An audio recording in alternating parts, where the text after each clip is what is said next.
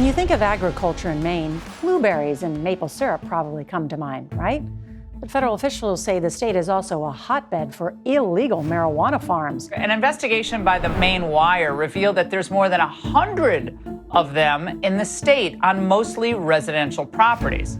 Honored to have Steve Robinson, editor-in-chief of the Maine Wire, that has an incredible investigative report out. Editor of the Maine Wire, Steve Robinson, tracks suspected illegal grows. They're not paying taxes. They're operating completely off the radar. Would China allow Americans, especially Americans who are living in their country illegally, to buy up homes and land with questionably sourced funding to convert those properties into massive illicit marijuana farms, of which billions of dollars are made? This is an amazing story. I think this is an extraordinary story, an extraordinary piece of journalism that Steve Robinson has done.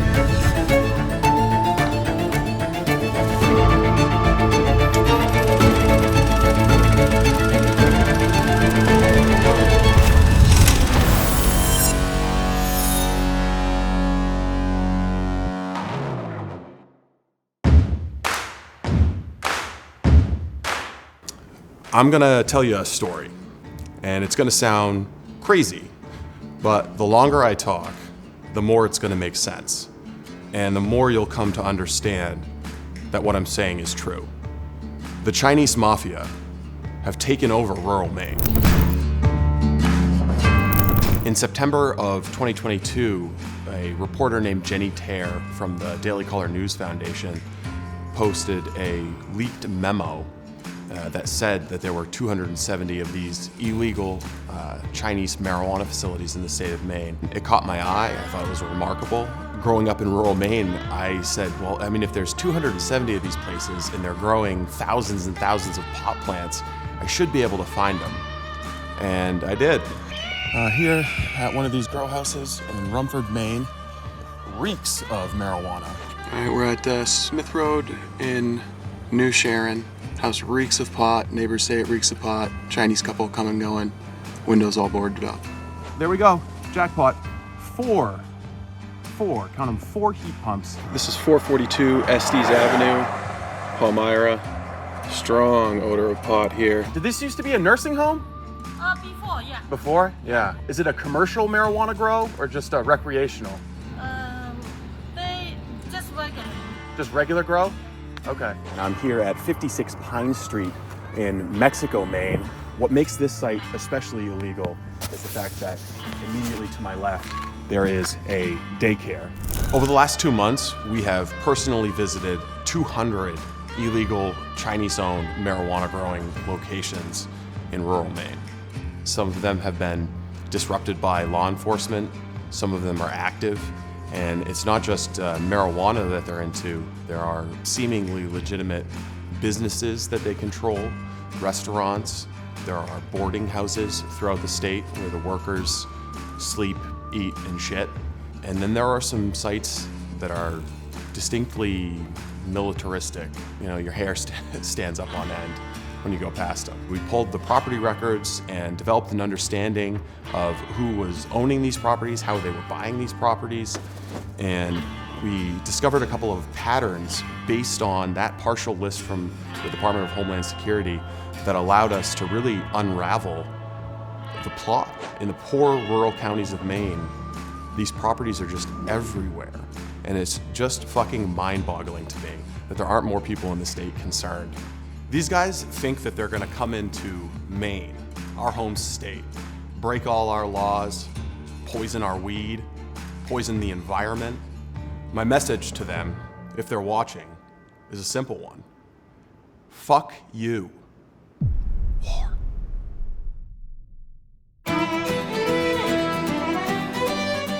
We're here in Portland, Maine. It's Maine's largest city, really the center of wealth and economic value in the state. Very liberal. I can tell you, the people behind me probably can't find Wilton on a map. They probably couldn't even find Carmel. You know, they don't know where Mattawamkeag is, and I don't know if they even care about it. The problem isn't right in their face. They're smoking a lot of pot around here, but I don't know if they're worried that much about the illegal Chinese-grown marijuana. About 2 miles that way, under the Casco Bridge, there's a homeless encampment of about 300 people. And one of the primary causes of that camp being there is narcotics trafficking, fentanyl, which we know that the Chinese organized crime operations are into heavily. So time will tell, I guess, if the politicians who live here and the people who live here will have the backs of the people in rural Maine who are really struggling to get by. Triad Weed 101. How to identify a triad cannabis grow in your neck of the woods. All the windows of these properties will be boarded up, usually with a foil-faced insulation, blankets from Oklahoma State.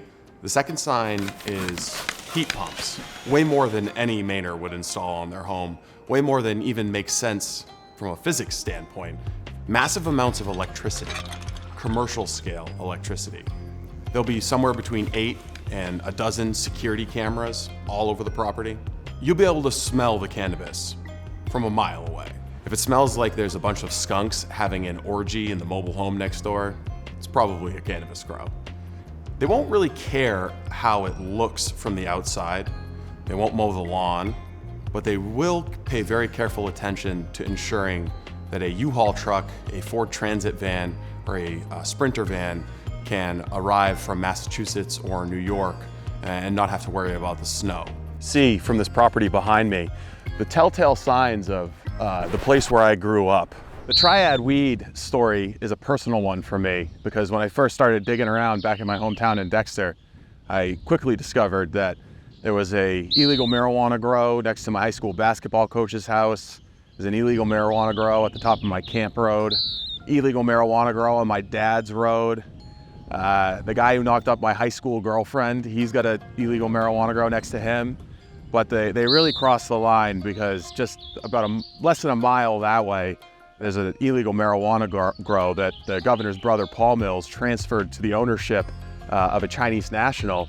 And this is a sacred site. This is where Steve Robinson and his high school buddies first got bombed on Bagwine and Zima. Right there at that bonfire, there should be a monument up. The governor's brother was paid to help facilitate a transaction on behalf of Chinese national drug traffickers. Indisputably, based on the public records. And no other media outlet in the state will talk about it.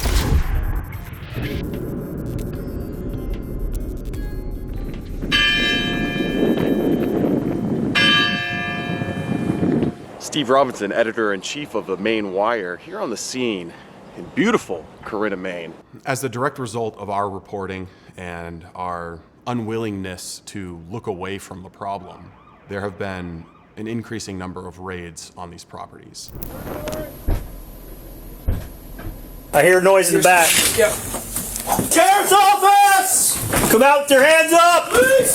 We know you're up there, come out! One of those properties was in Corinna, Maine, where my mom grew up, right next to the town office. You won't believe me, but when I was a kid, this entire skyline would have been blotted out by a big woolen mill that just polluted the shit out of the entire river. Caused a lot of problems. It was actually a super fun site for most of my childhood. But now that it's been torn down, I can actually see the church right in downtown Corinna, where my brother got married to his first wife, and where my Grammy Hartley used to go to church for the longest time. So as I'm poking around the Corinna area and preparing to do some of our first public reporting, I just stumbled on this property record related to a location, 51 Cider Hill Road in Corinna, right on the Exeter town line. The property behind me, 9 St. Albans Road, was recently raided in February. A couple of other properties nearby also raided, thought to be part of a vast operation covering the state. 13 days later, there was a property transfer initiated for a location about 5 miles that away. What really caught my eye about this one, in addition to the idea of a property in central Maine being transferred into the custody of a Chinese foreign national with no real estate taxes paid, no capital gains taxes paid, was that the attorney who facilitated that transfer was a guy named Paul Mills, who supplied an address of 163 Main Street in Farmington.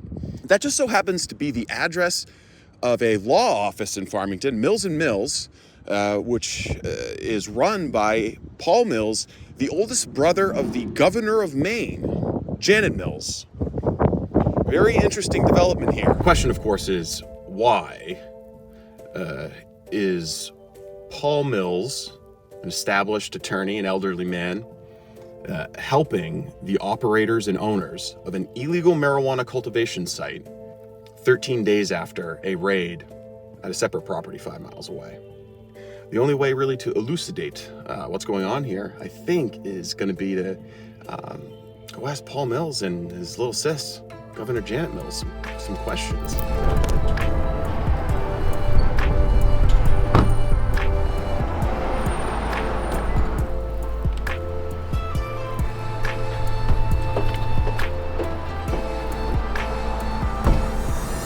Robinson from the Maine Wire.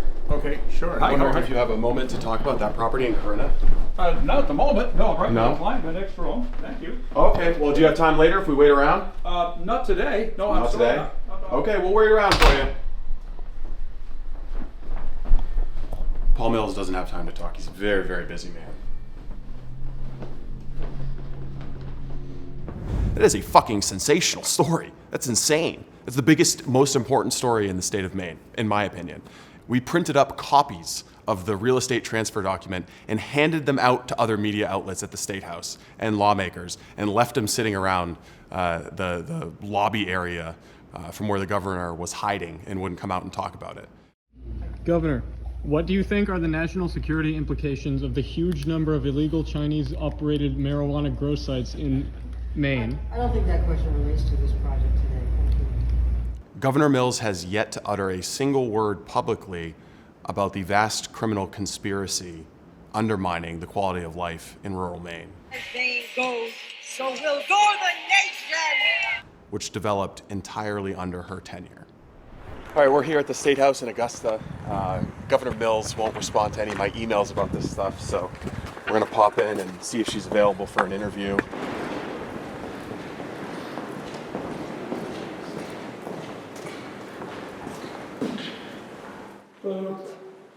Hi, Steve Robinson from the Maine Wire. I'm wondering if someone from the Mills administration is available to talk about the Chinese-owned marijuana grows. Great, thank you. So you can see who's around. It's been about 5 minutes since we panicked the governor's press person into scurrying into her office. Somebody may come out and talk with us. Who knows? Folks are in meetings right now, and I'm happy to let them know that you were here. Okay. Offer if you have a card. You guys don't respond to any of my emails. Well, I'll let folks know that you came by. Okay. Perfect. Appreciate it. I know you guys called from the phone, doesn't it? The Mills administration doesn't respond to any of the Maine Wire's inquiries about anything. They haven't responded to any of our inquiries about these sites. We've offered the Maine State Police a briefing to share the information, the properties that we have. Offered it to Scott Ogden, her deputy chief of staff. He didn't respond to me at all. They just don't interact with people. When national media shows up and actually asks hard questions, they tend to crumble because they weren't going to take this access journalism bullshit on the chin. But the Bangor Daily News, the Press Herald, the TV outlets, they all rely on access to the Mills administration in order to do their jobs. So they play nice. They don't ask hard questions. That's what you get. Eventually, if you jump up and down and wave your arms around enough and make a scene, some politicians will start to pay attention. Senator Angus King is not very concerned with this issue. Representative Shelley Pingree, not so much. Representative Golden, whose district pretty much all of these operations are occurring in, has signed some letters or something, but he won't talk to me about it, and he's declined my invitation to go visit some of these properties. Senator Susan Collins has been very aggressive on this topic. Senator Collins has really spearheaded the effort of Maine's congressional delegation to get federal law enforcement interested in fighting Chinese mafia in the state of Maine. I first learned about this problem 2 years ago when a former staffer of mine who lives in Winterport called to tell me about a house down the road that mysteriously had burned down. 169 Baker Road. There you go. You really do know. And it was due to illegal overuse of the wiring that was in the house. It's very obvious when you look at the house. And that's when I first heard of it.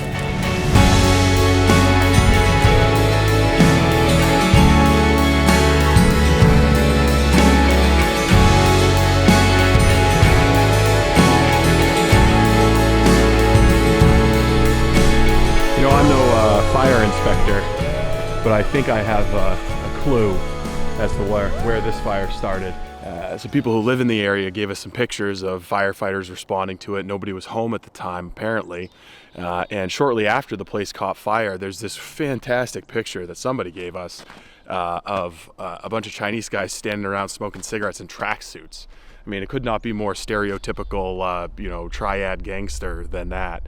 But this is a good example, maybe an extreme example, of what's happening to the housing stock in Maine. When I visit some of these properties based on tips from law enforcement or power company employees or just Maine Wire readers, one of the first things I do is go and talk with neighbors to the property, because they're oftentimes your best sources, your best witnesses, and they've seen what's going on.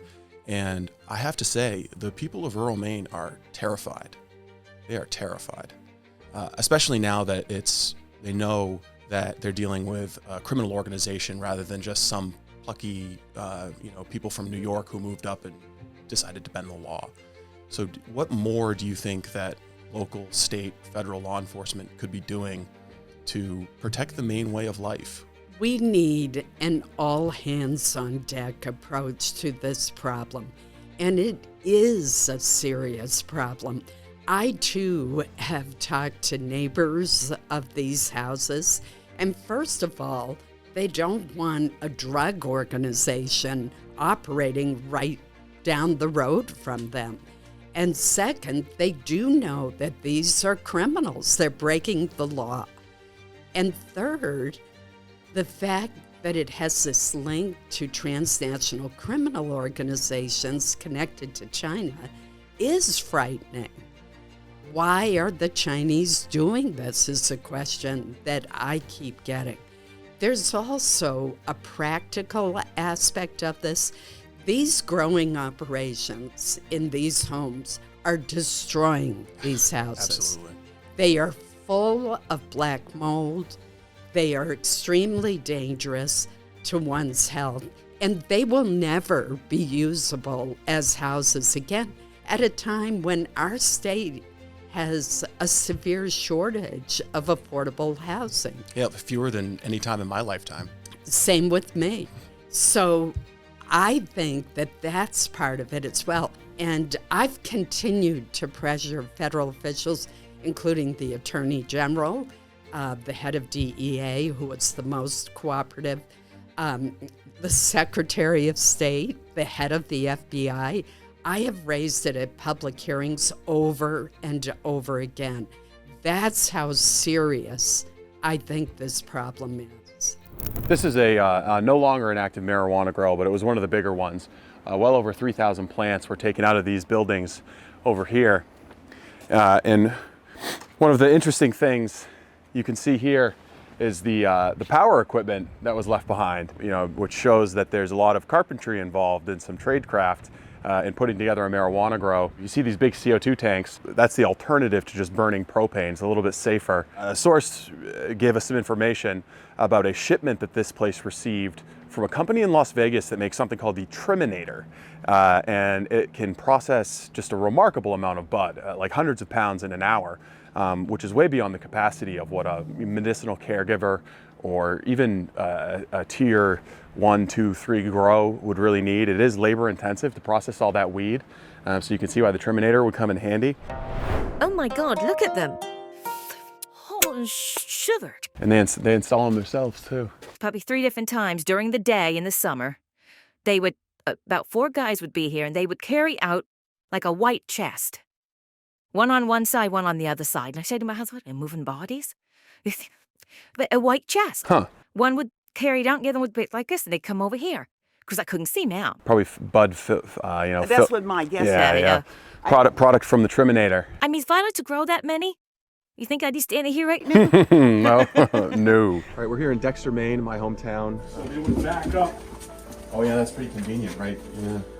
And they had these, shut the door so the cats don't run out.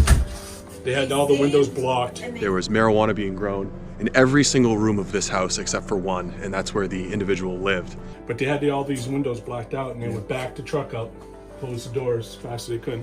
They would load up. It was always from New York. Still, even here, there's still sticky stuff. Everything has stickers on it. Oh, yeah. Everywhere there was lights, there's stickers, and we're still trying to get all that stuff out. But go ahead in there and you'll see. They cut big foot in diameter holes in every floor so that they could install ventilation to get the heat out and the smell. And the house also has in one of those old 1970s internal vacuum systems, and they use that for some aspect of the marijuana processing. And so the entire inside of that tube is just coated with trichromes, with marijuana crystals. So the house is going to smell forever like weed until he gets that vacuum system out. And they saved all of the cutouts. Oh, they saved them so you could put Them back yeah, in. back in. It's really- that's Everything nice. was, yeah, decent of them. they saved it, and then they would vent everything through the attic. That's where they were venting everything from. Oh, yeah. That's not necessary for this house. When they moved in, there were 25 motion-activated night lights plugged into the outlets. So whoever was here working, tending to the plants, was afraid to flick the light switches and instead just used little, very dim lights. But this is one of 8 in Dexter, a town of 3,500 people. You showed up and told him his stuff was out of code. Yeah. And then what happened the following day?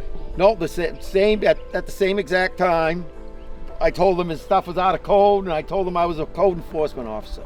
Mm-hmm. Because nobody in town's I've been hearing about this place and hearing about it, and nobody's been doing anything about it. Mm-hmm. So I said, well, I'm pissed, and I'll, not in my small town, damn it. Mm-hmm. So I came over here, and his rig was here, and I backed in and I tooted the horn and told them I had walked around the place and it wasn't up to code. And I said, you got a week to either bring the place up to code or I'm gonna close you down. Probably booby-trapped with the COVID. And I gave them my phone number. And a week later, they called me when they were supposed to close the place down and asked me if I was interested in a financial agreement. Something I hear a lot from people is, who cares? It's just weed. What do you care? The harm that these operations are causing to the state of Maine is very real and very severe, even if people don't immediately understand what's happening.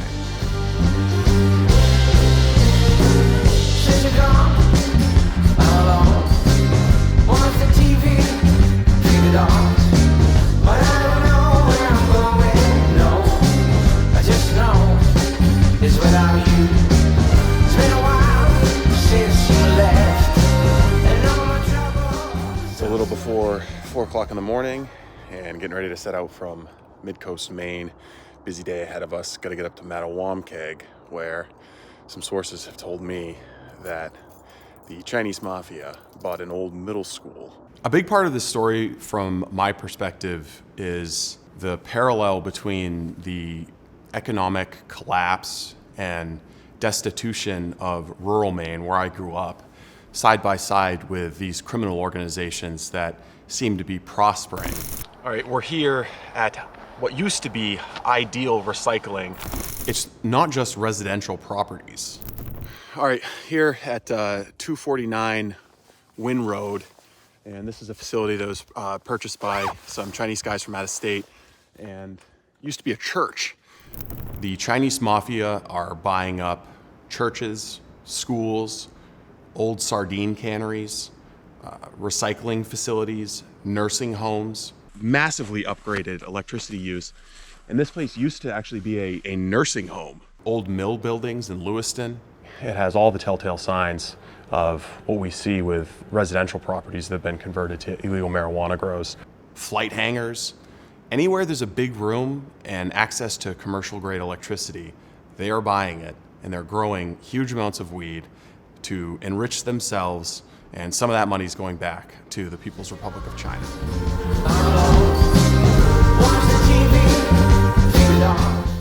All right, we are in Mattawamkeag, Maine. This is a property that I've wanted to visit for a while now.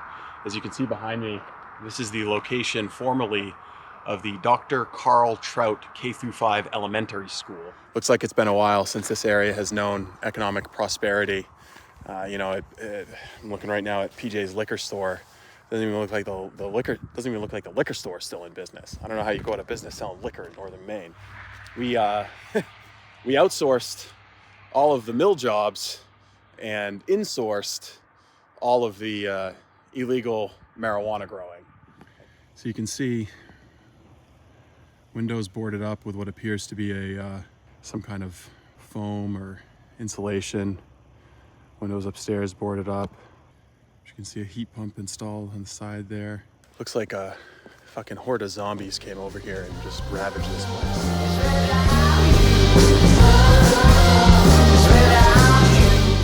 No signs of life outside, except for out back.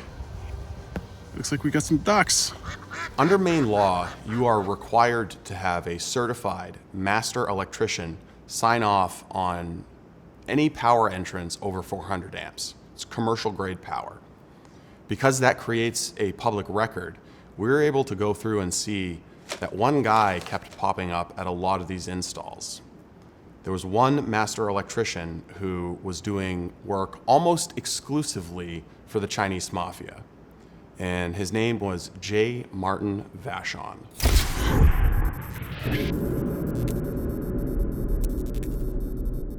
Marty is kind of like the vermin supreme of Maine. Vermin Supreme will take away your guns and give you better ones. Marty's been running for governor, since before I was born, with these odd duck candidacies. One day I decided I would just give Marty a call and say, hey, what's going on here? Because it really looks like in 2020 you just started doing work exclusively for the Chinese Mafia. Do you know what you're engaged in? And oh boy, did I hook into a great phone call with that one. You're with Maine Wire. Yes. What is that? The Maine Wire, we're a news outlet. I'm an investigative reporter. Oh. We do have a lot to talk about then. I help these people try to maintain whatever privacy they want. They want electricity, I try to help them get it. If it's required, if it comes out as a cannabis cultivation facility, yes, my name will appear. Yes. These Chinese people are hard-working people. They saw an opportunity to make a buck, and they're trying to. And so I asked Marty, what about this school up in Mattawamkeag? They're going to be growing a bunch of pot there, right? He said, they're not growing any pot there. I said, well, how do you know that, Marty? And he said, well, because I live there. Okay. And do these gentlemen, do they pay a premium for your services? I know it's sometimes. Give me a place. I'm homeless actually, and they've just been very kind to me and given me a place to stay, and I consider what I do just clearing cobwebs for them. Who is giving you a place to stay? The Chinese people. Is Tong the guy who owns the middle school in Mattawamkeag? His sister does. His sister owns that school? Okay. And they're growing marijuana there? What makes you think that? Just because it smells like it outside of it. Oh, really? Yeah. Oh, well, you never know. That's my address where I live. That's my home. Oh, you live up at that school? Yeah. Oh, interesting. You're the only one there? Oh, his cousins stay over occasionally. Cousins, okay. Yeah.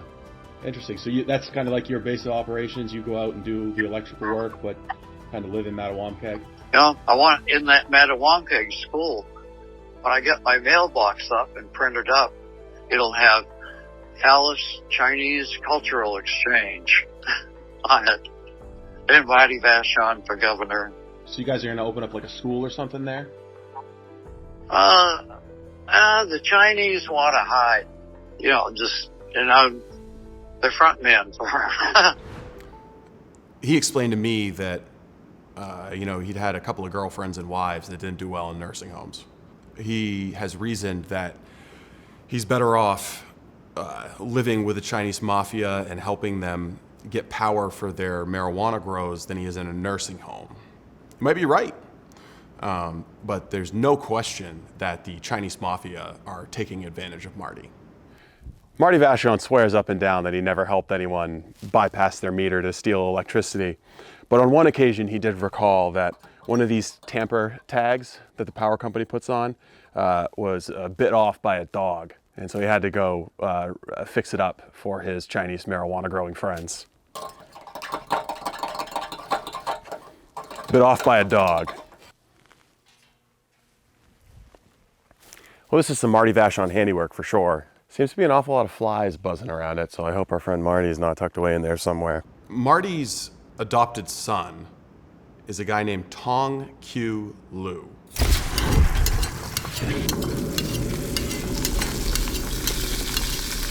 Tong is now the owner of China Walk on Broadway in Bangor.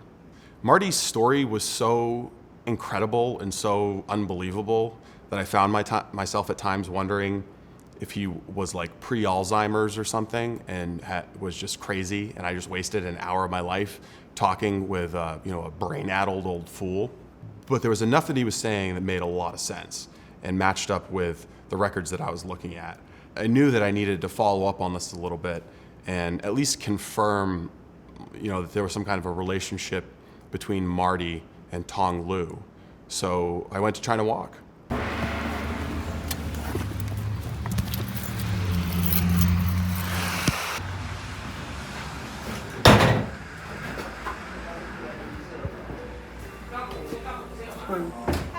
Hi, I'm looking for Tom. Tom? Is he around? Yeah. Could he talk? Okay, 1 second. Okay. Hello. Hi, are you Tom? Yes. Hi, Tom. I'm looking for Martin Vachon. And What's that? I'm looking for Martin Vachon. Marty? Marty? Yeah, I'm looking for Marty. Do you know where he is? Who are you looking for? Marty. I know, who is it? Yeah, Marty Vachon. Uh-huh. Some of his family are concerned about him. They said they haven't seen him for a while. What's that? Some of his family, his kids, said they haven't seen him for a while. Do you know where he might be? Marty? Yeah, Marty. I see him every minute. Do you know if he's in contact with his family? You family? You Marty family? His family have asked me to look into his whereabouts. He stopped picking up the phone after I talked to him.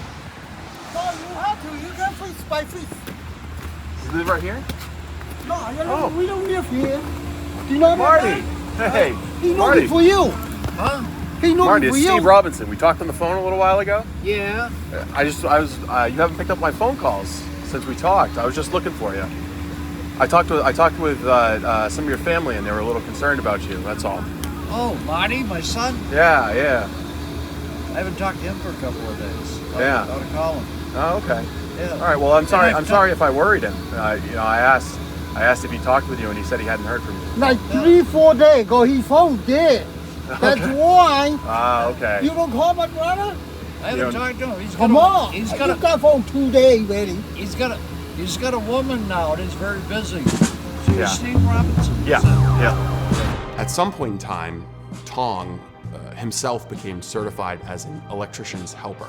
We are here in lovely, foggy Machias, Maine, in Washington County, one of the easternmost cities in the state of Maine, cities if you want to call it that. People who are familiar with Marty and Tong and their work say that they show up at a property and Marty will liaise with the power company.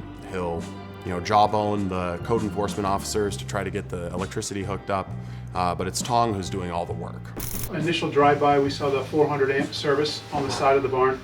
Strong smell of marijuana coming from the area. So from there, we pulled some power records and saw that they were using 10,000 watts a month. I'd started talking to Marty right after the Machias Police Department raided a facility on the East Kennebec Road.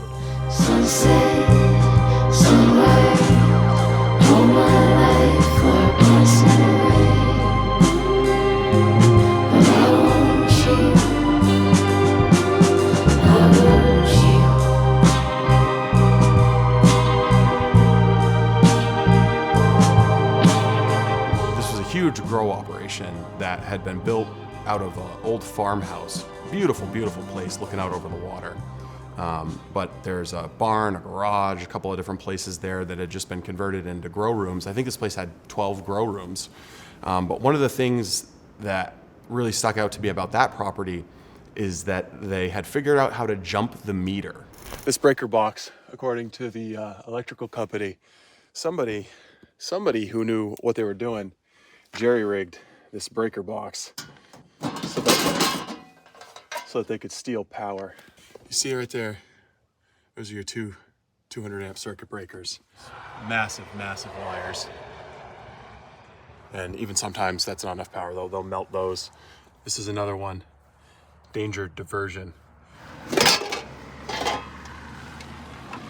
There's no power to it now, but somebody who knew exactly what they were doing figured out how to get around the meter. Don't leave me drowning in the river. I don't know if I can swim back.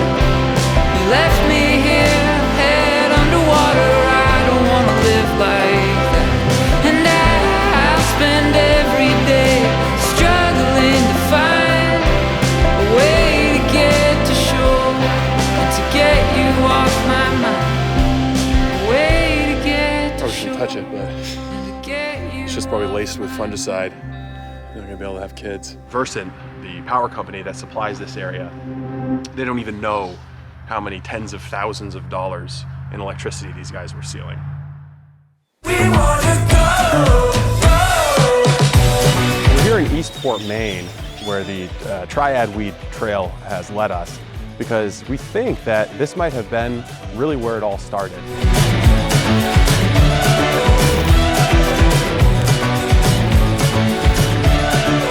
One of the first Triad weed operators was a guy named Jimmy Wong.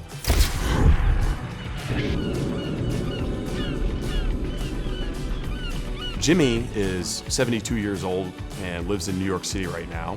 In 2014, Jimmy came to the state of Maine with his business partner, George Klapishak. They convinced the administration of Governor Paul LePage that they were here with a bright plan. They were going to save the seafood industry in Maine. With help from the Department of Economic and Community Development, Jimmy Wong and George Klapishak were able to acquire an old sardine cannery in Eastport, Maine.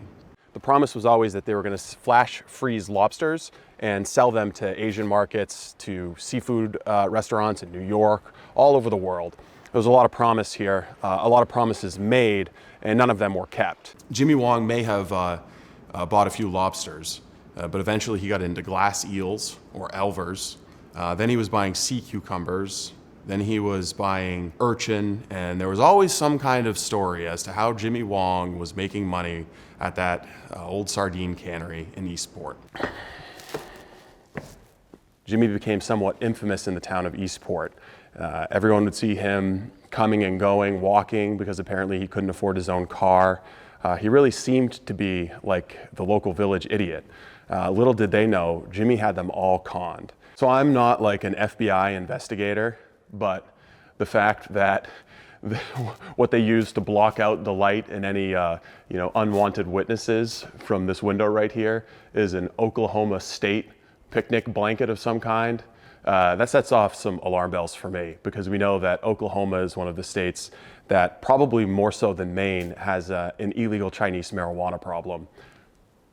Now, a normal person who hasn't been chasing triad weed across the state of Maine might ask themselves, why would you chop a hole in the side of a perfectly good building like this? As you can see, there are dozens of holes chopped all through this building, seemingly at random. Those would have been used for ventilation to help control the temperature and the humidity of the grow rooms that were built in this area. And if you can see here, there are remnants of what was clearly a hastily installed, not a very professional job to bring power to all of the outlets. This is wildly dangerous because this place was dealing with 3-phase power plus a 1-phase entrance. It was near the end of 2021 when the owner of the property learned that Jimmy Wong was way behind on all of his bills, hadn't paid the electricity bill, the sewage bill, his property taxes, and this entire property was on the verge of foreclosure. That's when he bought the mortgage back and began to unravel what exactly had happened to his property. What had Jimmy Wong done? I went up there in August the year before last. I was told by the neighbor, that lives right across the street, literally 40 feet. They got a front porch, just looks at the back of the building, the main entrance. And they told me they thought Jimmy Wong was killed in the building because they've been seeing all these gangs, these big black SUVs showing up 2 or 3 in a row, filled with Chinese guys wearing shiny suits and tattoos on their necks and faces and everything. And they said if they weren't gangsters, they were trying to look like it. And they were. As it turns out, they were triads. And when he showed up here to inspect the property in person for the first time in a long time, what he encountered was a horrifying scene. Plug these daisy-chained outlets. Holy shit. Jury-rigged. See all the reflective material on the walls for accumulating more of the light.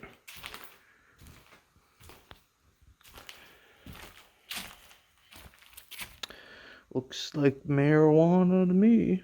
As beautiful as this view is, right out over the Lubeck Narrows into Campobello Island, the sad truth is that this location played host to one of the biggest human trafficking operations that we've encountered as we've investigated triad weed here in the state of Maine. Mattresses. Yeah. The little shoes. Yeah. I wonder what size. If they fit. No. All right. Get some fresh air. I'm hot.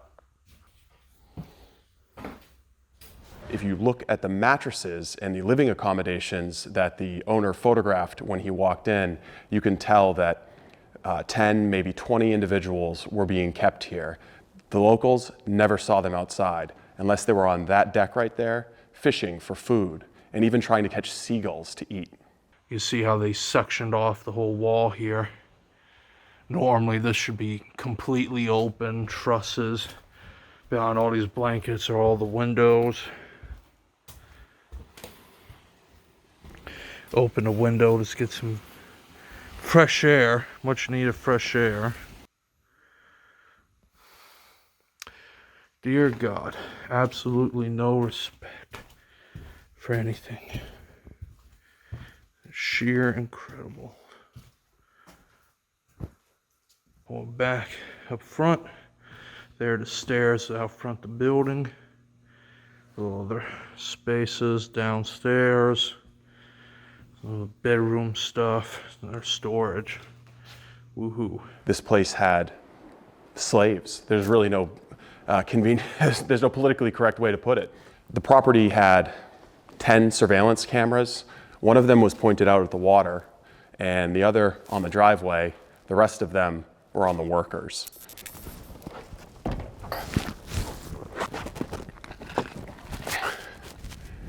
little bit of lead paint, it's good for you. This is the parking lot of the Eastport Port Authority, but there's also an office of the U.S. Customs and Border Protection right there.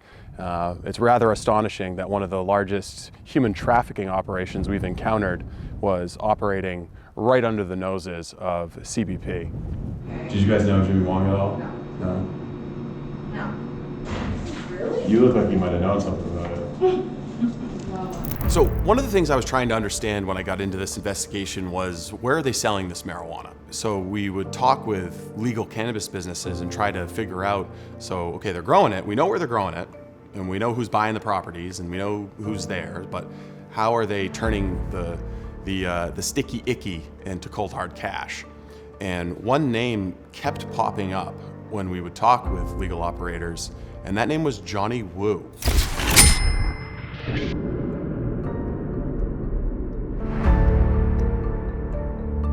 We're here at 128 Weld Road in Wilton, Maine, at the site of the old Bass Shoe Factory. This was busted by the Wilton Police Department last week. There's a big grow in Wilton, Maine. Johnny Wu was the business manager at that facility. Johnny Wu was able to get his caregiver's license through the Office of Cannabis Policy. He was one of the rare Chinese Mafia operators that actually attempted to engage with the regulatory system. Johnny is an important piece of the triad weed puzzle because in order to make money here locally in the state, in order to take your triad weed and sell it into the unregulated or less regulated medical markets, you need somebody with that caregiver card just to give the pretense that what you're doing is legal. Excuse me, sir. Would you be able to give us an interview? No language? No English? Okay, sorry. Do you work here? You do? Are you guys still growing?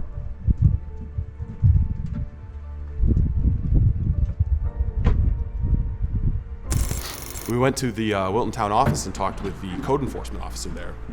And he was very familiar with Johnny Wu.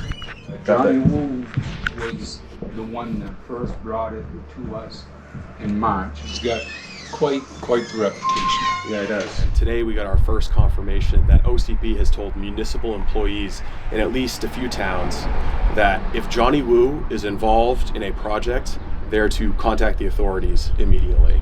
Yeah, what beyond dealing with him yourself, what have you heard about Johnny? Johnny, I have heard to notify the OCP if there's any contact from us. Really? Yes. From OCP? Yes. Yeah. Johnny Wu lost his marijuana license with him. Do you have any insight as to why Johnny lost his license?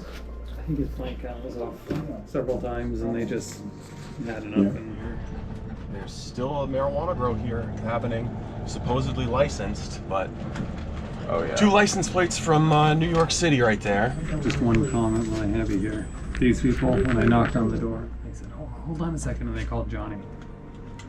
Had me talk to Johnny, and so he's still involved. He's still involved, Yeah.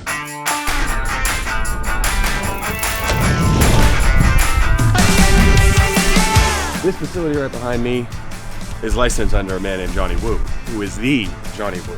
Johnny Wu got approval for a big marijuana facility in Gardner. This facility was originally a meat locker, very stereotypical Mafia shit. Not a meat locker anymore.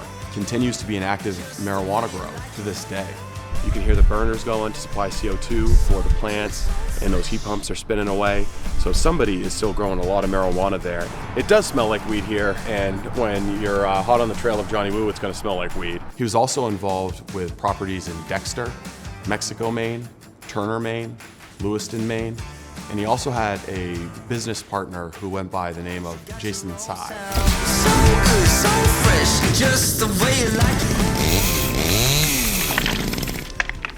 Johnny Wu and Jason Tsai are kind of like the southern Maine bosses of the Chinese Mafia. In a once prosperous Lewiston, Maine, you have to join me, use your imagination a little bit here, but in a once prosperous Lewiston, Maine, this entire building was actually one unified factory. This section that you see going this way is now owned by Martin's, which is obviously the superior brand to Rennie's. This little outcrop of building right here, and everything from the elbow down to the right is owned currently by a company called Green Harvest LLC.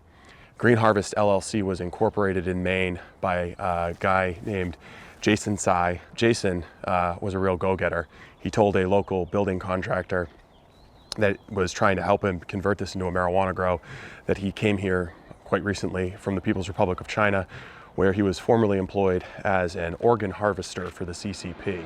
All of a sudden, he started just telling us that he was an organ harvester. He harvested kidneys for the in China for the government, and it was more in the 90s, late 90s.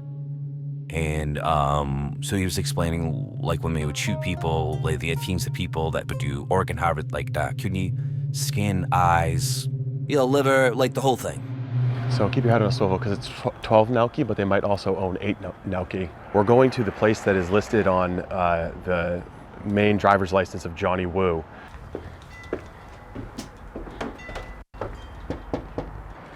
Nope, I do not think anyone's home. So talk to this guy though. I know this is a crappy photo, but you've never seen this guy? Oh, yes. You have seen him? Oh, I remember random cars pulling out. Mass plates, New York plates. Yeah. And I did a lot of grow facilities in the area. So I went over to look at it, and it just wasn't, they wanted us to use their stuff, kind of lend it. What do you mean their stuff? Like cameras, they were providing the equipment and stuff. Oh, fresh out of China? Yeah. You know what town it was in? Turner. So when Jason originally purchased this, it was under a company called Green Futures LLC.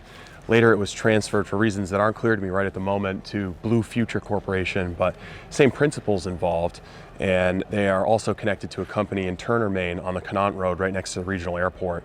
And we know now after visiting 12 Nelke Place in Lewiston, the owner of this building is in business with the owner of the meat locker that we just visited, Johnny Wu, who we also know blacklisted by the Office of Cannabis Policy.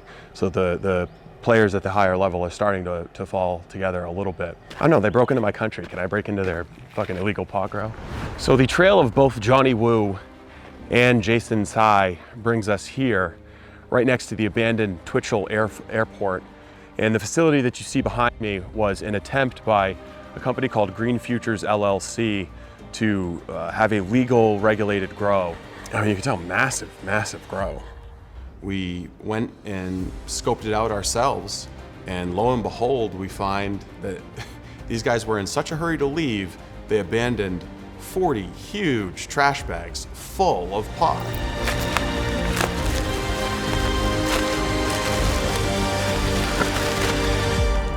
We call that triad weed.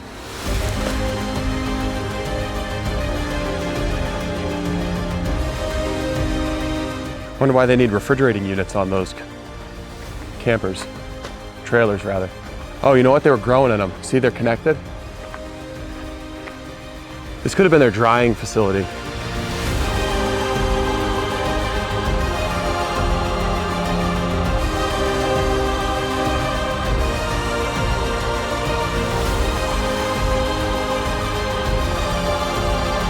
You know, they're making so much fucking money that they can just leave huge bags of product behind.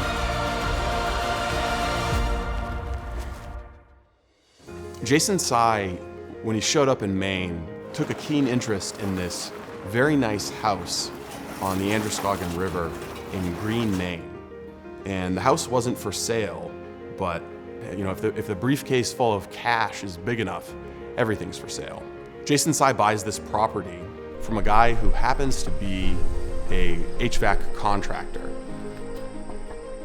Some individuals came from New York and made him an offer for his house that wasn't on the market, but it was an offer he couldn't refuse, and so he ended up selling his house. So it's a beautiful, modern-looking house right on the Androscoggin River.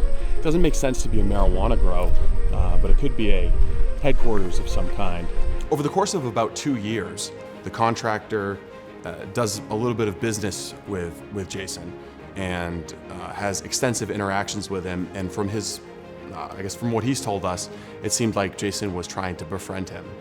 The building contractor meets up with Jason, and Jason is very panicky. He's wearing a polo shirt, it's covered in blood. Normally, Jason is upbeat, happy, energetic, entrepreneur, trying to live the American dream, claims to hate the Chinese Communist Party, wants to start a bunch of businesses, make a lot of money, but he's downtrodden now and stained with blood, and really, really wants to buy a gun. And is asking the contractor, how do I get a gun? And he says that it was because he'd had a falling out with Johnny Wu. Johnny Wu hasn't really been seen since June of 2023, after he helped these guys right up here around this corner get a illegal grow site. From what we've been able to determine, they've been kicked out of the family for some reason, maybe insufficient loyalty to the Chinese Communist Party. You stop at a grow supply shop in Brewer or Augusta, anywhere, and ask them, have you seen this guy? Oh yeah, Johnny, what's Johnny up to these days? I haven't seen Johnny around in a little while. So he made his rounds, and Johnny was connected with dozens and dozens of these marijuana growing operations.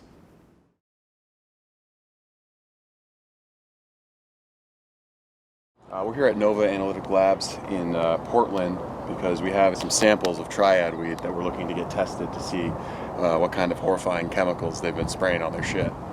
The reason why I'm so interested in these Chinese-made fumigants, pesticides, fungicides, antimicrobials, is because they're so heinous, so toxic, that you're not even allowed to make them, let alone use them in the United States. So the California EPA only found these chemicals because they brought in the National Guard's Weapons of Mass Destruction unit and had them do some testing on these chemicals. That's how they discovered what they were dealing with. We're dealing with a whole new level of toxicity, potentially making its way into the marijuana that Mainers consume. They'll all contain these individual packets of sawdust. The pesticides are saturated in the sawdust.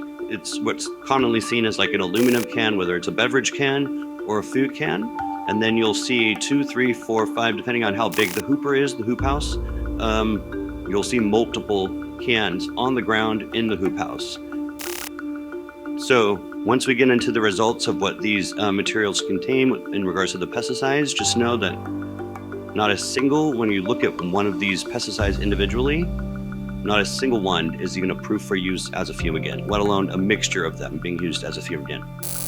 This is also one of the ones that the 95th CST identified for us, because the number one most commonly one found that we find at illegal grows. This is one to definitely keep an eye out for. This is one of the ones that was identified in the postal search warrant from the same sender address that was sending stuff to Maine, Maryland, and New York. So there were 13 pesticides identified total in the certified lab results. Out of the 23 pesticides that were identified in the samples that we sent to CST, 15 of them are not on anyone's list to test them. So I had to actually give this third-party lab, Alchemist, the list of pesticides that were identified, and they had to go out and find the standards for the ones they didn't have in order to do these tests. Two of the pesticides, phenobarbital and isoproparb, that have no approved use in the entire United States. ZDVP, it's considered in California a toxic air contaminant. It's also listed on several safety data sheets, or just the chemical properties in general, listed as fatal if inhaled. What we don't know is what else is being generated. What are those decomposition products, thermal decomposition products that are resulting from burning multiple pesticides together.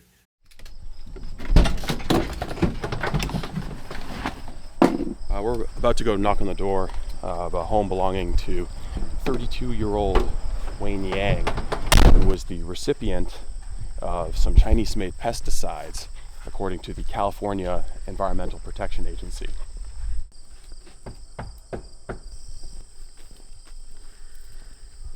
Looks like it was abandoned.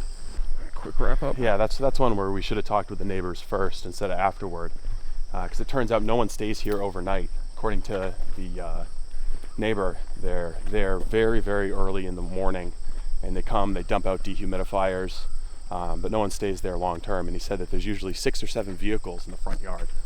So this address would actually make sense to be, a center point for something to get shipped to, because there's no one there to be blamed if something you're not supposed to get, like Chinese-made pesticides, arrives there. But if there's 6 or 7 different vehicles there, that means that those Chinese-made pesticides could be distributed anywhere in the state of Maine, and probably are. All right, we just got the test results back from Nova Analytic Labs in Portland, and I have to say I'm not surprised by the results. In both instances, these samples failed for the presence of banned pesticides. Paclobutrazol is banned across the board for application on marijuana plants for a number of good reasons. One, it's carcinogenic, but 2, it's also an endocrine disruptor. So someone who is consuming marijuana grown from these illegal marijuana grows that has paclobutrazol on it is unknowingly consuming something that can alter the way hormones work in their body.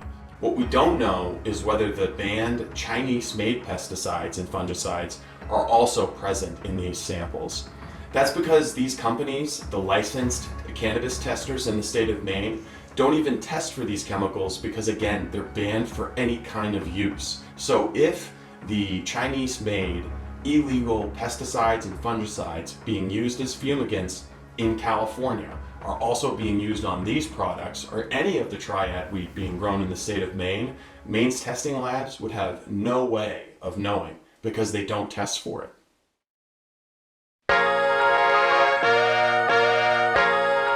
All right, we're here in Brewer, Maine, which is in the center part of the state, Penobscot County, just outside of Bangor.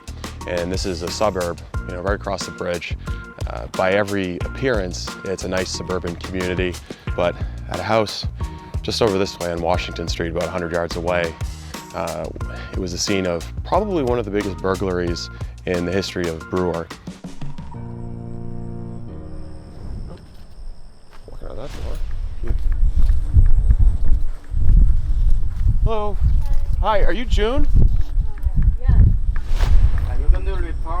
Yeah, we are doing reporting on a bunch of burglaries that have happened around here. Yeah, this is. You guys were burglarized? And you contacted the police? Yes. Yeah. Well, are you June or you June? I am June. You're June? Oh, okay. Hey, do you guys have any insight as to who might have burglarized you? No idea. No idea? No idea. Okay. Have the police followed up at all? A little bit, not much. Do they have any leads on who it might have been? Wait, are you recording? Yeah, we're reporters. Someone is robbing the Chinese Mafia. These are sophisticated break-ins. They found evidence of GPS trackers on vehicles, surveillance cameras, Wi-Fi jammers.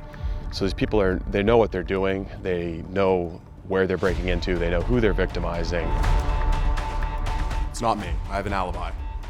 Thought about it. All of the people who have been burglarized are owners of Chinese food restaurants or Asian food restaurants. So not closing permanently, in case you were worried, good citizens of Brewer, Maine.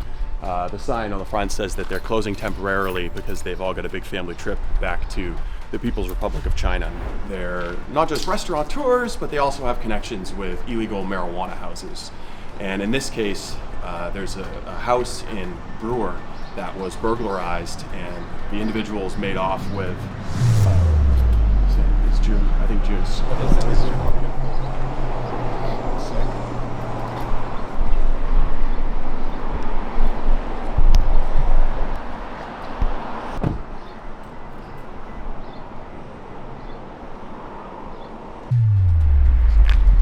The Four Seasons restaurant you see behind me, the owners of it were burglarized sometime this year, and right away the owners didn't call the cops. It's been a bit of a mystery for the local police to unfurl why they wouldn't call the police, but when they started digging into the property records, they found that the owners of this place owned a bunch of properties throughout rural Penobscot County that all had the telltale signs of an illegal marijuana grow. So the suspicion is that their home was burglarized because someone or a group of people thought that they would be able to find the proceeds of the illegal drug operation. All right, now we're in Milford, Maine, a little bit north of Bangor on Route 2, very rural. And this is another property that's owned by June, who we were just speaking with, the owner of the Four Seasons restaurant, which is temporarily closed. This property is very obviously a marijuana grow. The electrical upgrades here all fit the same pattern. And they've taken the back license plates off their vehicles, which is another thing we've seen at a lot of these grows as they increasingly try to fly under the radar and prevent Maine law enforcement from catching up with what they're doing.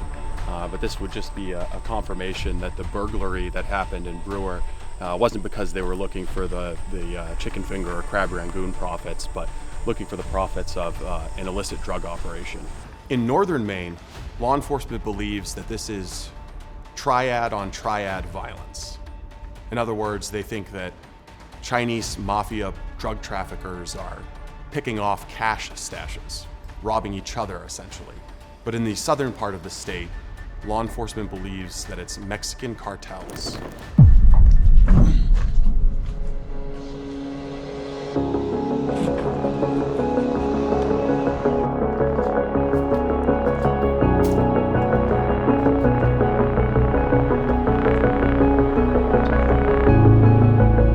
What you see behind me is the remnants of 128 Weld in Wilton, Maine. This was one of the earliest marijuana grows that we visited when we started investigating.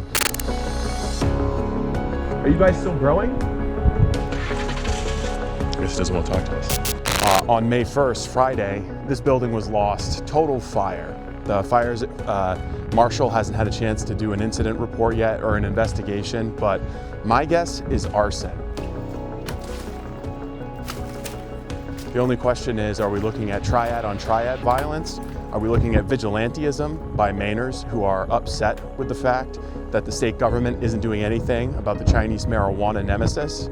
Or was this potentially sabotage by a Central American cartel at war with the triads? Oh, this is fucking gross. I'm definitely gonna have to throw these shoes away. There's no way this fire behind me happened on accident. This facility has been operating for 8 years. You can tell by the level of sophistication of the electrical work on the outside and the inside that whoever wired this facility knew exactly what they were doing. This wasn't some random electrical fire. You can tell that it didn't start at the electrical boxes. And also, this facility wasn't licensed for any manufacturing, and there's no evidence of any hexane or butane tanks in there that would be used for the extraction of THC from marijuana leaf and marijuana bud. Everything here points toward an intentional act of arson to sabotage this facility. This facility was large enough so that there were 8 separate grow rooms in it, at least 8. That means it could have been earning the triads, the Chinese Mafia, anywhere from $10 to $30 million a month. This is a massive, massive facility, and if it was in fact an arson, it could be the first step in the escalation of a war between rival transnational criminal organizations fighting over Maine's multi-billion-dollar marijuana market. I do not think it's an exaggeration at all to say that were it not for Chinese participation, fentanyl would not be the massive problem it is in America today, because the drug cartels in Mexico would not have been able to set this up and operate in the manner that they have and the scale they have without that Chinese involvement. Peter Schweitzer is perhaps the foremost American expert when it comes to the intersection between the Chinese Communist Party and Chinese criminal organizations. He's an award-winning author, the New York Times best-selling author most recently of Blood Money. It's a very interesting, shocking book that pulled the curtain back on how the Chinese Communist Party, which controls the Chinese government, is aiding and abetting the criminal organizations that are trafficking narcotics, primarily fentanyl, into the United States. They're responsible for killing hundreds of thousands of Americans every single year. Peter Schweitzer has documented it all. I think one of the misnomers about the fentanyl trade in the United States is that this is essentially a Mexican drug cartel operation. Obviously, they're certainly involved. They profit enormously, but I think this was really set up with the help of Chinese criminal networks and entities in China like businesses. Really, it goes back to 2012, 2013, when these criminal networks, in a sense, explained to the cartel leaders, hey, the profit margins you were seeing on heroin and cocaine will be magnified 20 or 30 fold if you embrace fentanyl. And so there were certain criminal networks in China that have bragged about and have been acknowledged to have set up, for example, the Sinaloa cartel in the fentanyl trade. What is the end game here for the Chinese government? What is their strategy?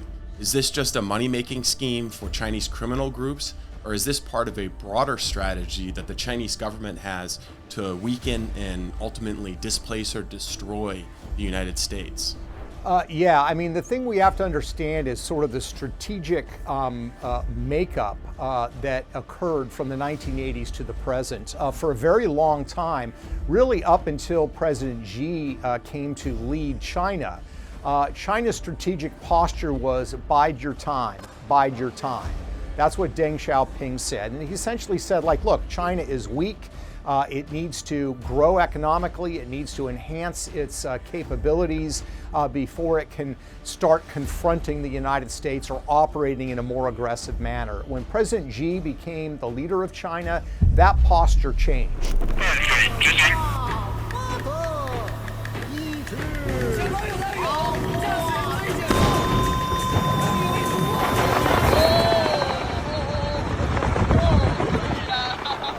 Had Chinese nationals in the United States in the 1990s or the early aughts that were not involved in any of this activity, but became more involved when the Chinese state became more bold in its challenge to the United States. And I think the timing that you speak of, this sort of surge in activity beginning in 2019 and 2020, corresponds to more broadly what we see happening with China, and that is the ramping up of what they call cognitive warfare. It's this notion that in the long term, they see this competition between the United States and China on a number of levels, not just in terms of missiles and tanks and military power, not only just economic power, but mental cognitive ability. And they believe this is an area where they can defeat the United States.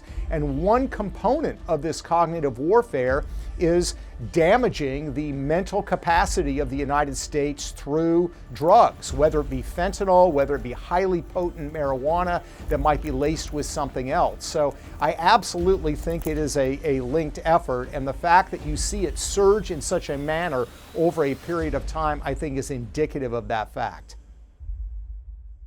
Yeah, are you guys just doing upgrades or are you turning the power off for this place? Oh, because it's an illegal marijuana grow. Another detail that jumped out at us very early on from the property records was Quantic Bank.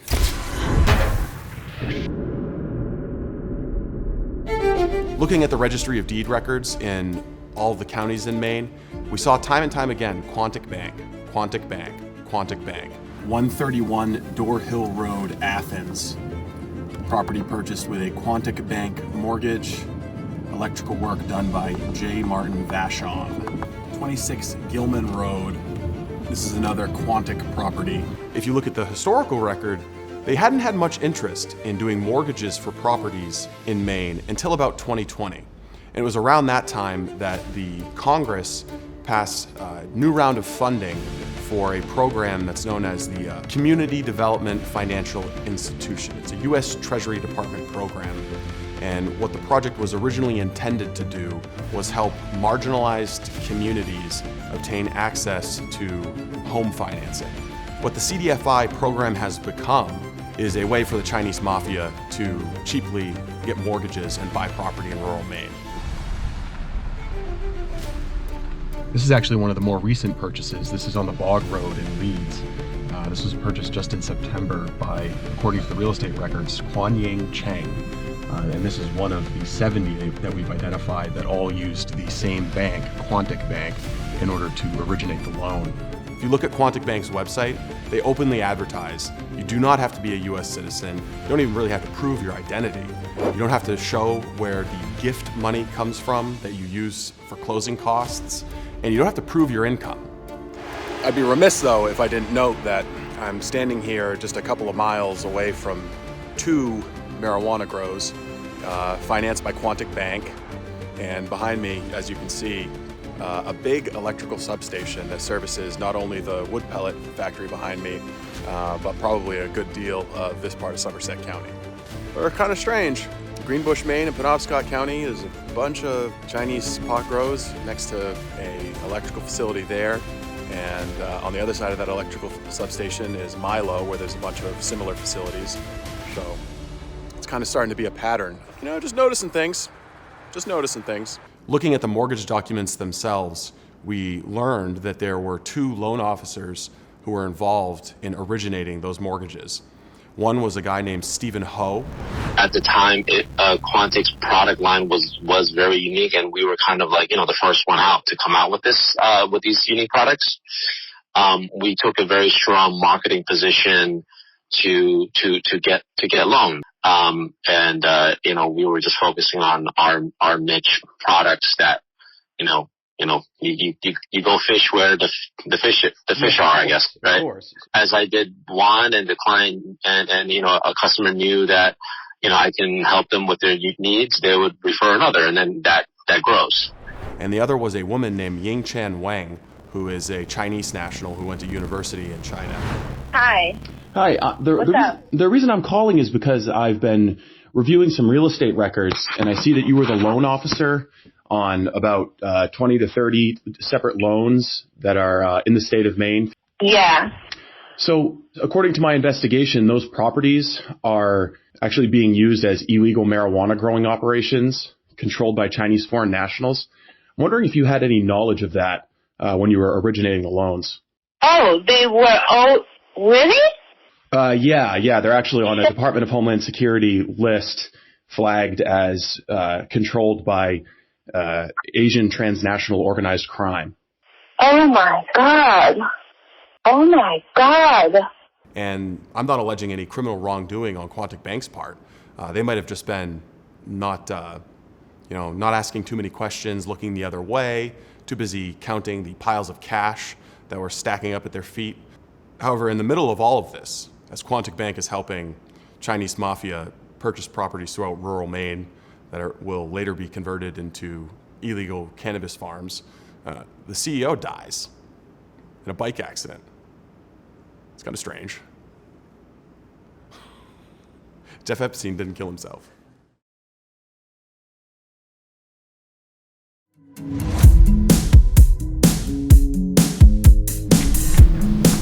Hey, you're welcome. Thank you. My name is Steve Robinson. I'm the editor-in-chief of the Maine Wire. Big winners of the 131st legislature, Planned Parenthood, solar panel manufacturers, and the Chinese Mafia.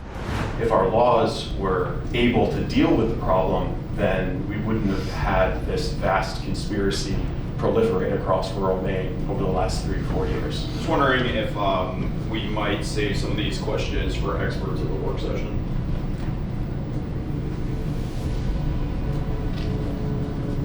Well, that's a question for me. I would say I've visited more of these sites than anyone in the state. It was a question directed to the chair. Thank you.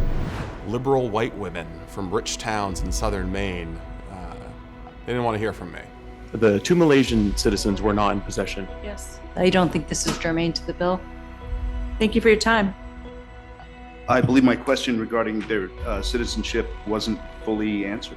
Yeah, and it won't be. There were 3 bills introduced in the most recent legislative session. 2 of those were rejected by the Legislative Council, which is controlled by the Maine Democrats. Make sure you tell the Maine liar I voted with you. Fails. One of them was allowed in for consideration. I think this is a clear and present danger. There are adversarial states in this world that do not like America. They don't like what we stand for, and they are kind of gaming the system. LD 2204 was a bill from Representative John Andrews, a Republican from Paris. It basically goes after organized crime, racketeering, with regard to scheduled drugs in the state. It would add penalties for aggravated cultivation, which already exists, and would also create a new statute for aggravated manufacture of scheduled drugs. It would bring into the state of Maine what are called Little RICO laws pertaining to, again, trafficking, manufacture, and distribution of scheduled drugs. It would allow prosecutors to trade up to get bigger fish as they go and charge with one conspiracy for a bunch of crimes. People don't know exactly what they're buying, and it's also kind of thrown the market into flux for legal buyers because we're having supplies that are coming from illicit sources. So the bill hopefully will go a long way to fixing that. Eventually, Representative Andrews' bill was rejected. The House, with a bipartisan majority, voted it down, ought not to pass, and then the Senate killed it without even a single Republican in the state having the testicular fortitude to call a roll call vote.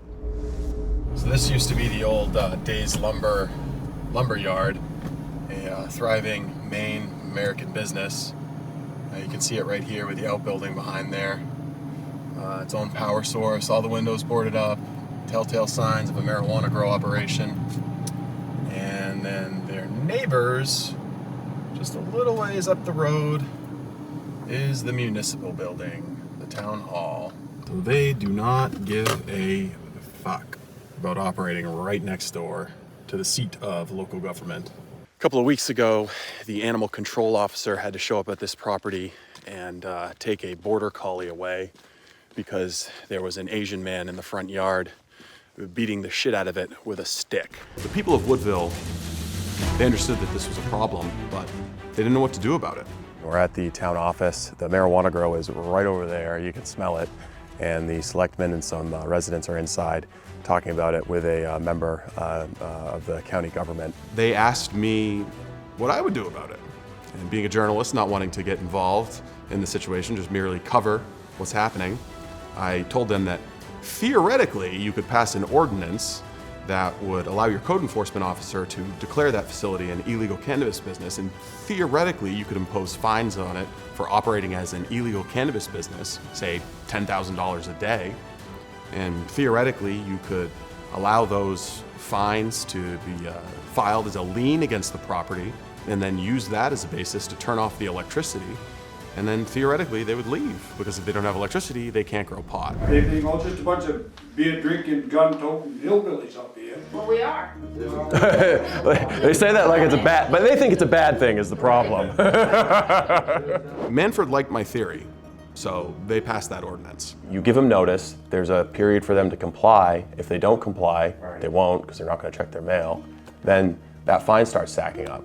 And once you get to $50,000, $100,000, then you send them a letter, let them know you owe us $100,000, and then you go to the power company, you go to the sheriff, and let them all know, hey, town of Woodville passed an ordinance, and these guys owe us $100,000 for violating our ordinances.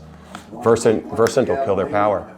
File an environmental complaint against them, file a fire complaint against them, just wage bureaucratic lawfare against them, and enforce your ordinance. I think the state of Maine is going to fight us every step of the way. Let them pick the fight. Pick the fight. Who cares? Let them come up here and defend the right of Chinese illegal aliens to grow marijuana illegally. If the transformer goes out with a hole in it, you ain't gonna report on that, are you? I think it was a meteorite. Okay. It has been in place now, and they're trying to figure out how to enforce it against the multiple Chinese Mafia pot grows in the town of Woodville. Not a bad looking mallard. So we're leaving Cambridge, Maine now, and Cambridge doesn't have too many of these grows, but the reason why I'm interested in this place is because there's one in particular that's right next to a legal brewery that everybody in central Maine loves. I mean, my dad raves about this place. I just told the owner, like, he's probably drinking my inheritance away on their peanut butter stouts. Same pattern that we've talked about. New transformer upgraded. You can see it in the front of the house. Used to have 100 amp service. Now it's got 400 amp service. All the windows are boarded up. You can smell the pot. He's been trying to get a THC infused beverage signed off on by OCP for the longest time. He's trying to play by the rules, do things the right way. He's a law-abiding business owner, and OCP is just putting him through the ringer, and he's dealing with financial services that don't want to touch him because it's cannabis. And right next door, you could smell it from his property, is a huge illegal Chinese marijuana grow. Triad weed is a term that the local marijuana entrepreneurs kind of came up with in reference to the product that was coming from Chinese Mafia. We've talked with dozens of people who invested hundreds of thousands of dollars trying to build a business based on the legal system that the state of Maine created. And now they're being totally undercut by Chinese Mafia.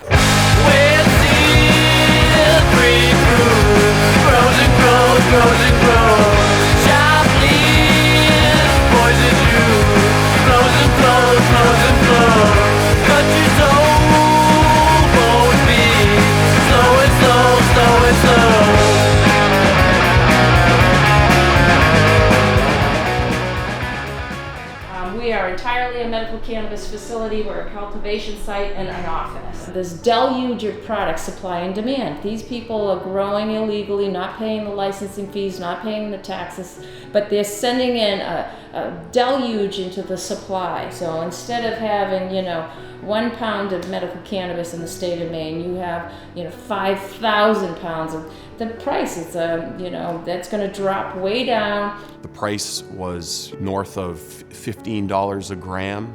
Now it's collapsed by half. For the small business owner, it's just a strangulation. My name's Scott Willett. I am the owner of Up to Camp Edible Company and Golden Road Extracts. Oh, you're a good boy. You don't get the shit beat out of you by some Chinese mafia gangster.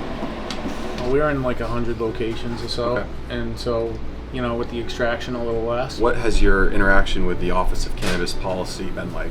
It's been like a roller coaster, and since the new director came on, it got even more difficult. Prior to, it was more of a guidance agency, and now it's a lot less like, shut up and obey. And, there's no questioning decisions, it's just gotten really communist, I guess would be the word I'd like to put. Yeah. You have a contract with Fireball Whiskey. Mm-hmm. You can't use Fireball's Dragon on your gummies, but they can use it on the little nips that are available in every gas station in the state. Yep. Exactly. And it just dictates the double standard that we're using, and I saw the store's 100 yards away, and there's Fireball nips right next to the register. Yeah. But the worst part about it is after all these hoops we jump through to find out that there's all these illegal operators out there not involved in the system in any way, shape, or form, and they're only policing the legitimate people. Yeah. How much more money do you think you could be making if you did things the way the Chinese Mafia does? A lot more. You mean a lot more. We are in Hills End, which is a 15,000 square foot internal grow. We grow everything inside. Now this room is almost ready to harvest. We have an auto watering system in here. We have a drainage system in this building that is able to handle this. We have humidity control. We have temperature control. We have light control. We have light intensity control by raising and lowering the lights through the pulleys. I grew up in Madison. My father was the high school principal for a time. We had a nice home, but somewhere down the line, it was one of the homes that was acquired by a group of Chinese nationals who converted it into a grow operation. And it pains me greatly to see that, you know, my childhood home has been converted into a grow house. To be an honest player in this business is not inexpensive. We do testing locally for cannabinoid profile, mold, mildew, things of that nature. They have none of that. Well, all of those things cost money, and all of those things are expenses that they don't have to incur. This is not hard to put together. We do not need federal oversight. We need OCP to provide law enforcement with all of the allowable grow sites that are registered as part of the program. Provide that address list. And local law enforcement should be empowered to be able to go and see if the addresses that they believe fall into this category are on that list. I was born in Madison, Maine, and joined the Army right after high school, and went to a couple wars, came back, and you know, I wanted to get back to society, so I started Glory Gardens to give back to my fellow brothers. This is me. We all remember the state of Maine because it was all on the national news that we were actually the first company to get mobilized into an active war. I was convoy first defense, so I was the A gunner on top of every convoy that we had to travel out through and get shot at. So I was the first defense with a Mach 19, which is a grenade launcher on a machine gun. This is basically what I have to take on a daily basis, all from the VA, just to cope. Being in that field, you just have that embedded into your brain. You need to help people. You need to give back to society. And this is the only way that I could see on how to give back, because I saw the results of it helping people. Right now, I can't, with the Chinese selling for $450 to $600 a pound, I can't compete with that. I cannot compete with that. I mean, it cost me more to grow it. Basically had a $3,000 electric bill that all I could pay was $500 of. You saw two great big dehumidifiers on top of the ceiling that takes the moisture out, and it actually takes the moisture out from the air, puts it back into the water system, so nothing goes to waste. Everything you get a fully here self-contained is all cycle. self-contained. Yeah. You can lose power at any time. So with a hydroponic grow, you lose power for more than a couple hours, your whole crop is dead. Because you need that water circulation, you need the lights, and everything needs to be within parameter.